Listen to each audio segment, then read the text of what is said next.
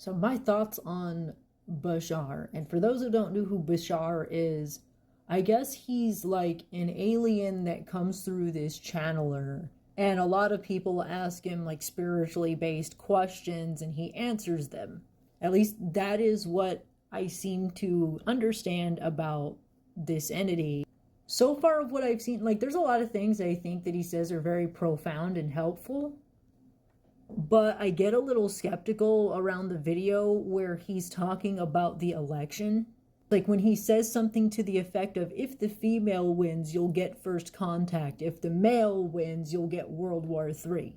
And I've seen that video twice. And remember, like this is a being that's like being channeled through a person. On one hand, I want to believe that there is an entity coming through, and maybe most of the time there is.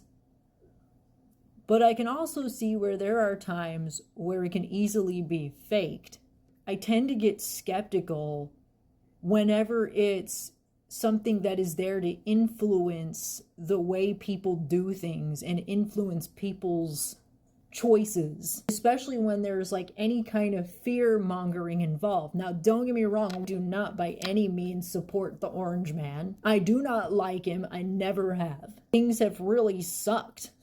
This is not about whether or not this person was the problematic person and this person isn't the problematic person. It's about the fact that a so-called channeler or being came through and warned us that basically if you don't vote a certain way, you're going to get World War III.